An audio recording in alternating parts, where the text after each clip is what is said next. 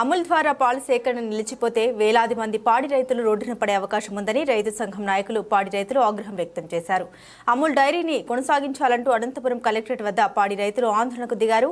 వివిధ ప్రాంతాల నుండి వచ్చిన పాడి రైతులు కలెక్టరేట్ వద్ద నిరసన కార్యక్రమం చేపట్టారు. ఈ సందర్భంగా వారు మాట్లాడుతూ గతంలో వాటర్ బాటిల్ కన్నా తక్కువ ధరతో పాల సేకరణ జరుగుతున్న సమయంలో అమూల్ 50 రూపాయలకు పైగా గిట్టుబాటు ధర కల్పించిందన్నారు.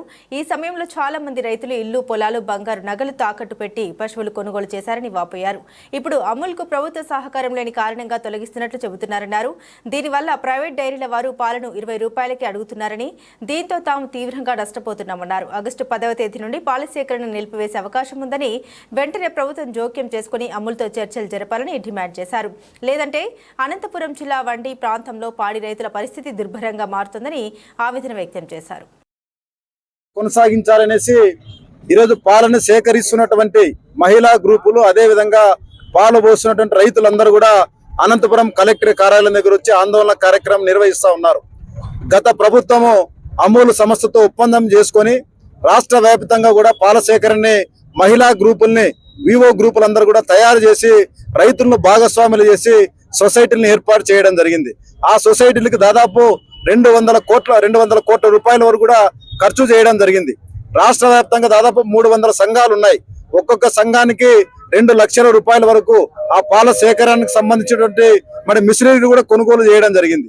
దాని ద్వారా ఇవాళ రైతులందరూ కూడా పాల ద్వారా రైతులందరూ కూడా ఇవాళ ముందుకు వస్తా ఉన్నారు. ఆ రేటు కూడా అమూల్ సంస్థ కూడా మిగిలిన కంపెనీ వాళ్ళకన్నా మిన్నంగా రైతులకు, పాల రైతులకు గిట్టుబాటు అయ్యే పద్ధతుల్లో ఇవాళ వారు కూడా ధరలు చెల్లిస్తా ఉన్నారు. ఈ తరుణంలో ఉన్నట్లుండి ఆగస్టు 10 తర్వాత అమూల్ పాల సేకరణ నిలుపుదల చేయమనేసి అమూల్ సంస్థ వాళ్ళు మొత్తం ఏజెన్సీలందరూ కూడా చెప్పడం జరిగింది. దాని ద్వారా ఈవేళ రాష్ట్రంలోనే ముఖ్యంగా అనంతపురం జిల్లాలో 16,000 లీటర్లని సేకరిస్తున్నటువంటి పాలు ఏ రకంగా ఏం చేయాలో ఇలా ప్రభుత్వం చెప్పాల్సిన అవసరం ఉంది.